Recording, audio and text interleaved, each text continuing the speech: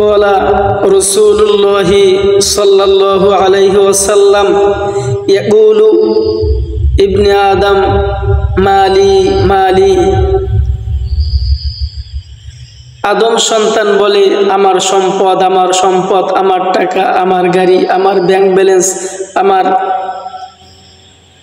জায়গা জমি, সমস্ত সবকিছু আমার।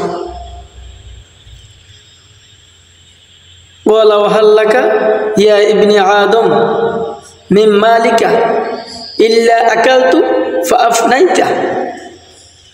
আল্লাহর রাসূল সাল্লাল্লাহু আলাইহি ওয়াসাল্লাম বলেন, তোমার কিছুই নেই, তুমি তো বলতেছো এইটা আমার সেইটা আমার সব আমার, তিনটি বিষয় ছাড়া তোমার কিছুই নেই। ইল্লা আকালতা ফাআফনাইতা, যেটা তুমি খেয়ে ফেলেছো সেটাই তোমার। ইল্লা আকালতা ফাআফনাইতা, যেটা তুমি খেয়ে ফেলেছো সেটাই তোমার।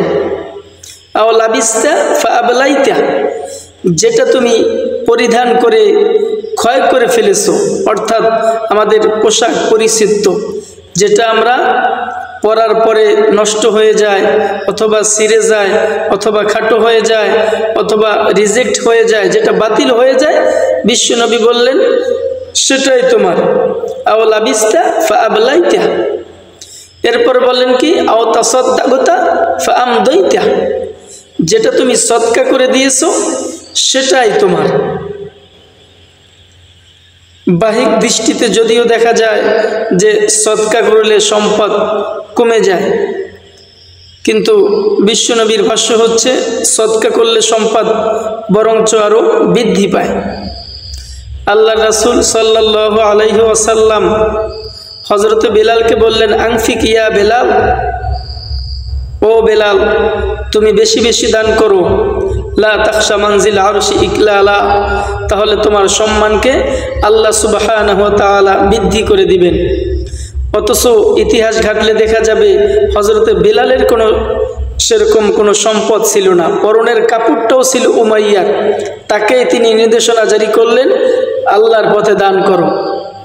কিন্তু অত্যন্ত পরিতাপের বিষয়, আজকে আমরা নামাজ পড়তে রাজি, শারীরিক ইবাদত নামাজ, রমজানের রোজা রাখতেও রাজি, যখন আমাদেরকে মেসেজ পৌঁছানো হয় মসজিদ, মাদ্রাসা, এতিম, অসহায়, গরিব, মিসকিন, ফিলিস্তিন, অর্থাৎ এক কথায় সমগ্র বিশ্বে যেখানে ইসলামের জন্য টাকা খরচ করতে হবে সেখানে খরচ করুন, তখন আমরা সেটা ভালোভাবে নিচ্ছি না, অত্যন্ত পরিতাপের বিষয়।